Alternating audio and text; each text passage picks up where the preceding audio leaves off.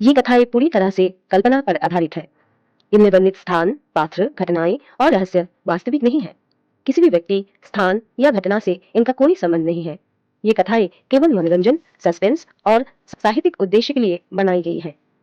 श्रोता से अनुरोध है कि वे इन कथाओं को वास्तविक जीवन की घटनाओं या इतिहास के रूप में ना लें। यदि इन कथाओं के दौरान किसी को डर या असुविधा महसूस हो तो कृपया सुनना बंद कर दें। शांत नगर में रहने वाला 10 वर्षीय आरव अपनी कल्पनाशील सोच और शरारती स्वभाव के लिए जाना जाता था। उसे रंग बिरंगी चीजें बहुत पसंद थी। खिलौने, स्केच पेन, पोस्टर, यहाँ तक कि उसके जूतों पर भी रेनबो धारियां बनी रहती थी। इसी वजह से जब उसके मम्मी ने एक दिन उसे सरप्राइज में एक छोटा सा एक्वेरियम दिया तो उसका खुशी का ठिकाना ही नहीं रहा। लेकिन असली सरप्राइज अभी बाकी था। एक्वेरियम के बीचों बीच तैर रही थी एक अद्भुत रेनबो मछली। नीला, गुलाबी, सुनहरा, हरा, बैंगनी, हर रंग उसमें चमकता था। उसकी आंखें हीरो की तरह चमकती थी और उसके पंखों पर हल्की सी चमक ऐसे फिसलती जैसे पानी पर रंगीन रोशनी नाच रही हो। उसी रात आरव एक्वेरियम के सामने बैठा अपने गणित के होमवर्क से जूझ रहा था। उसने बड़बड़ाते हुए कहा, काश ये सवाल खुद ब खुद सॉल्व हो जाता। अचानक मछली ने एक बुलबुला छोड़ा, फिर दूसरा, फिर तीसरा। तीनों बुलबुले हवा में तैरते हुए मिलकर एक चमत्कार ट्रांसपेरेंट किताब बन गए, जिसमें जादुई पेन खुद ब खुद लिख रहा था। आरव की आंखें फटी की फटी रह गई। अरे, ये तो डोरेमोन के गैजेट जैसा है। मछली ने मुस्कुराते हुए अपनी नन्ही सी पूंछ हिलाई। अगले दिन दोपहर में आरव एक्वेरियम के पास बैठा था कि अचानक उसके अपने मन में एक मीठी सी आवाज सुनाई दी। मैं कोई साधारण मछली नहीं हूँ। मेरा नाम लूमी है। मैं इंद्रधनुष लोक से आई हूँ, जहाँ रंगों की ऊर्जा से इच्छाएं सच होती है। आरव चौंक गया। मतलब तुम मेरी इच्छाएं पूरी कर सकती हो? हाँ, लेकिन एक शर्त पर। इच्छा का उपयोग सिर्फ अच्छे काम के लिए होना चाहिए। आरव ने सिर हिलाया। वो खुद भी अंदर से अच्छा लड़का था। एक दिन आरव को स्कूल में मॉडल प्रतियोगिता में भाग लेना था। उसने मन ही मन इच्छा की, काश मेरे पास कोई सुपर मॉडल बन जाए। लूमी ने एक रंगीन बुलबुला छोड़ा।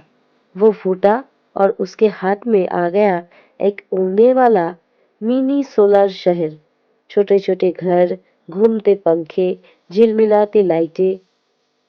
इसे देख सब छात्र दंग रह गए और आरव ने पहला स्थान जीत लिया। आरव का दोस्त कबीर बहुत धीरे दौड़ता था। उसे खेलों में हमेशा आखिरी स्थान मिलता था। आरव दुखी हो गया। उसने लूमी से कहा, कबीर भी तेज दौड़ सके। लूमी ने रंगीन चमक छोड़ी जो कबीर के जूतों पर जाकर ठहर गई। अगले दिन दौड़ में कबीर बिजली की तरह भागा, लेकिन वो इतना तेज हो गया कि मैदान से बाहर ही निकल गया। सब हंस पड़े। कबीर ने कहा, लूमी, थोड़ा नॉर्मल बना दो उसे। और फिर सब ठीक हो गया। कभी कभी आरव अपनी इच्छाओं में गड़बड़ भी कर देता था। एक दिन उसने कहा, काश मेरा कमरा हमेशा साफ रहे। लूमी ने जादू किया और तभी कमरे की सारी चीजें अपने आप नाचने लगी। पेंसिलें कतार में मार्च कर रही थी। कपड़े हवा में उड़कर खुद ब खुद अलमारी में टांग रहे थे और बिस्तर खुद ब खुद हिलकर सीधा हो गया। मगर कपड़े इतने उत्साह में आ गए कि उन्होंने आरव को ही उठा लिया और उसे फांसी की तरह हैंगर पर टांग दिया। आरव बोला, अरे मुझे नहीं टांगना था।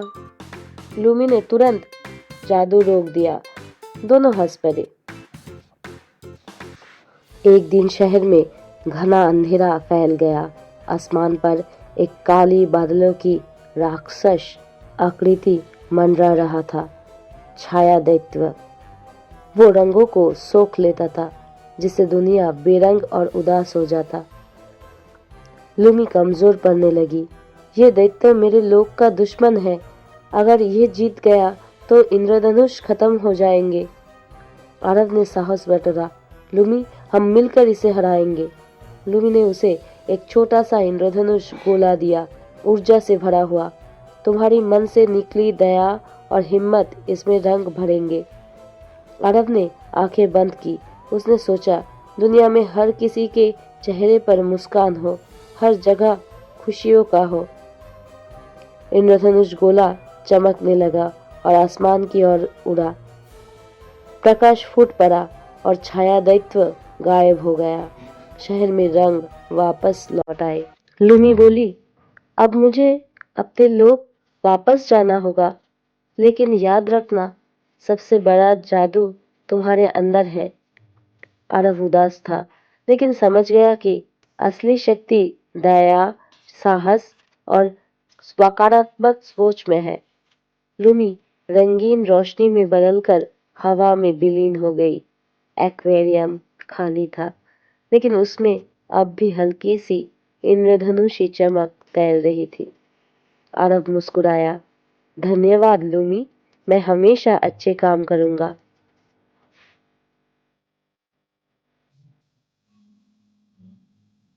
जो कहानी आप सुन रहे थे उसका नाम है इंद्रधनुषी मछली और रेनबो मछली।